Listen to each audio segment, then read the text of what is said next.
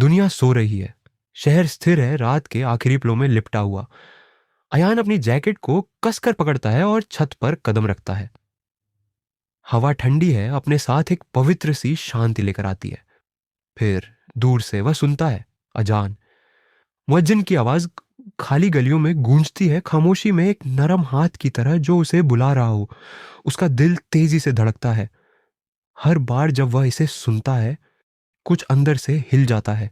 ये सिर्फ नमाज के लिए बुलावा नहीं है, ये उसकी आत्मा के लिए एक संदेश है, एक याद दिलाने वाला संकेत कि चाहे वह कितना भी दूर चला जाए, लौटने का रास्ता हमेशा खुला है। वह अपनी आंखें बंद करता है और उसी पल समय ठहर सा जाता है।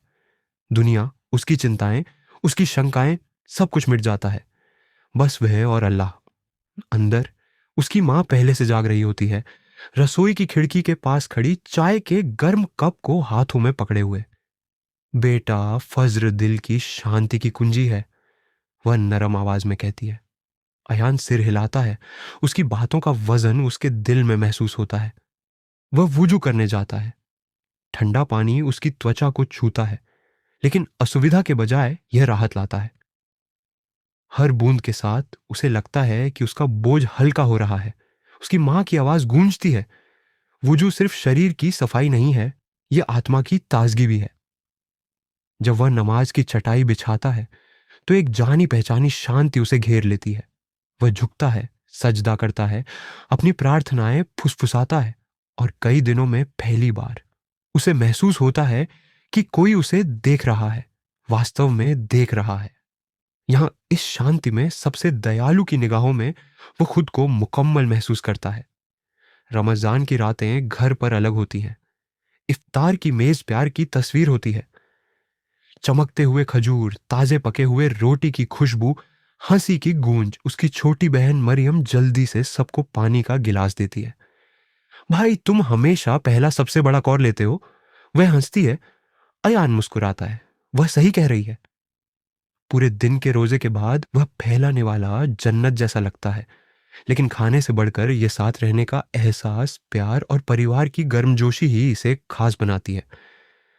उसके पिता गंभीर स्वर में कहते हैं, अयान, रोजा सिर्फ भूखे रहने के लिए नहीं है, ये याद रखने के लिए है कि हम कौन हैं, हमें क्या मिला है और किसकी बदौलत हमें यह सब मिला है। उस रात अयान बाहर बैठता है। कुरान उसकी गोद में खुला होता है। पन्ने चांदनी में चमक रहे होते हैं। हवा उन्हें हल्के से पलट रही होती है। उसकी उंगलियां शब्दों को छूती हैं।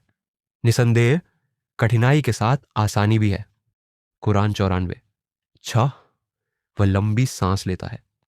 कितनी बार उसे यह सुनने की जरूरत पड़ी है कि उसकी परेशानियां व्यर्थ नहीं है, कि आराम उसकी परीक्षा के बाद लिखा जा चुका है।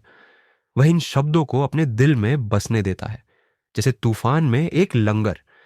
सबसे बड़ी परीक्षा तब आती है जब वह काबा के सामने खड़ा होता है। हजारों लोग उसके चारों ओर होते हैं, फिर भी उसने पहले कभी इतना अकेला महसूस नहीं किया।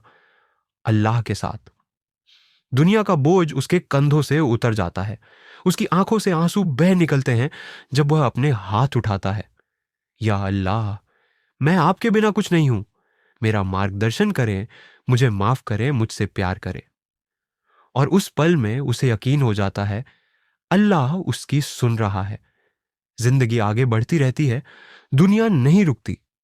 चिंताएं, शोर, ध्यान भटकाने वाली चीजें, ये सब वापस आ जाती है। लेकिन अयान अब बदल चुका है। वह अब हर चीज में अल्लाह को देखता है। अपनी मां की दयालु आंखों में जब वह उसके लिए दुआ करती है, मरियम की हंसी में जो पूरे घर में गूंजती है, विशाल अनंत आकाश में जो उसे याद दिलाता है कि उसकी परेशानियां कितनी छोटी हैं। ईमान केवल बड़े कर्मों में नहीं पाया जाता, यह रोजमर्रा की छोटी छोटी चीजों में भी होता है। उन चुपचाप आने वाली दुआओं में, उन पलों में जो धीरे से फुसफुसाते हैं, अल्लाह करीब है। और अयान, वह आखिरकार घर पहुंच गया है।